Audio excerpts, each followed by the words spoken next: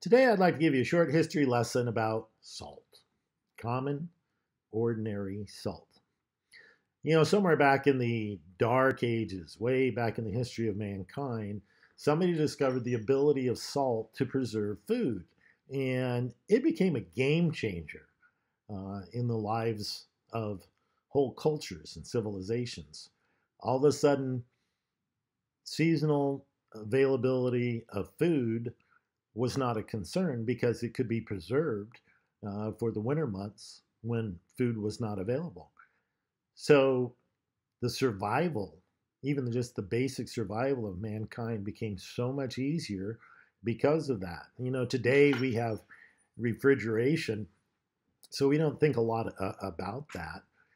But it really did wind up playing an incredibly important role in the history of whole cultures and civilizations. The first known city in Europe, on the continent of Europe, was in Bulgaria, and it was next to a salt production facility. And archaeologists have discovered incredible wealth that was amassed in that city because of the salt trade that they participated in. The value of salt was incredible.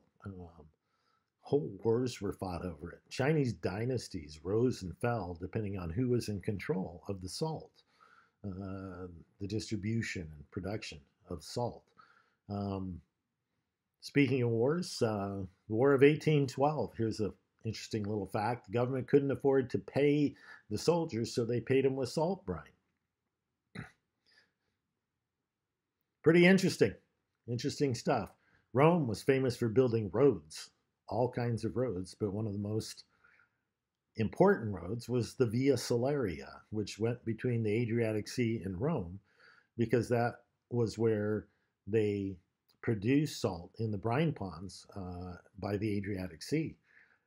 So salt just has been incredibly important to the whole development of cultures and civilizations. And we don't give a lot of thought to that today because it's so readily available to us. And like I said, we have refrigeration.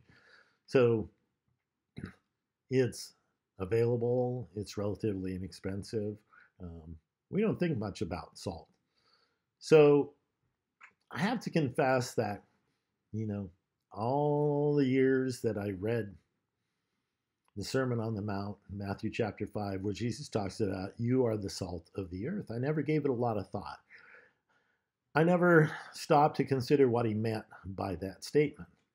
So, to us, basically, salt's not so much for preserving food as it is for spicing things up, to give it more flavor, enhance the flavor. So, the question could become, did Jesus mean that we as Christians are here to spice things up in this world, or to make it more palatable, make it better tasting? There might be a case that could be made for that. And I think that kind of dovetails into the other part of what I think salt is about. Another way to put that is that salt stops decay, or at least it slows it down greatly. Decay is not a very nice word. When you think about things that decay, our bodies, as soon as we die, decay starts immediately. Animals, plants. When decay happens, terrible odors come out. All kinds of nasty things happen that are not pleasant, not nice to be around and experience. Bugs and organisms thrive that in a lot of ways are very detrimental to human life. So when Jesus said, you are the salt of the earth, let's consider the fact that he is talking about us slowing or stopping the decay of our culture in our society. Right now, the onerous stench of decay is just increasing incredibly all around us. the hatred, the lawlessness, the disobedience of God's law is seemingly on the rise in our culture, terribly right now. And it bothers me, and I'm not quite sure what to do about it. So when Jesus said, "You are the salt of the earth," and then he follows that up and he said, "But if salt has lost its saltiness, how can it be made salty again? It's not good for anything except be thrown out and trampled underfoot."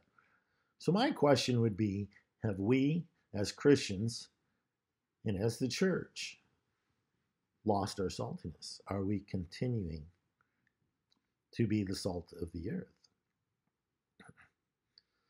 Then he immediately follows it with, "You are a light." And let me get here. I printed it out so I could read it. He immediately follows salt of the earth with, "You are the light of the world. A city built on a hill cannot be hidden. Neither do people light a lamp and put it under a bowl. Instead, they put it on a stand, and it gives light to everyone in the house." Do you hear that? Everyone, not some, gives light to everyone in the house.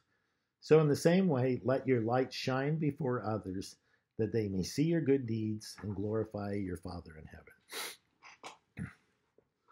I believe that part of being the salt of the earth and slowing or stopping the decay of cultures and civilizations is being the light, is shining the light of Jesus to everyone in the world around us. Everyone's going to see it when we do that. Not everyone's going to like it. Not everyone will welcome it, but everyone will see it. We are called to be the salt and the light to this earth.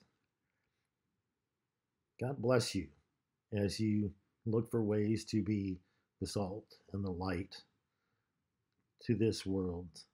And God bless us as we continue to be obedient to his words.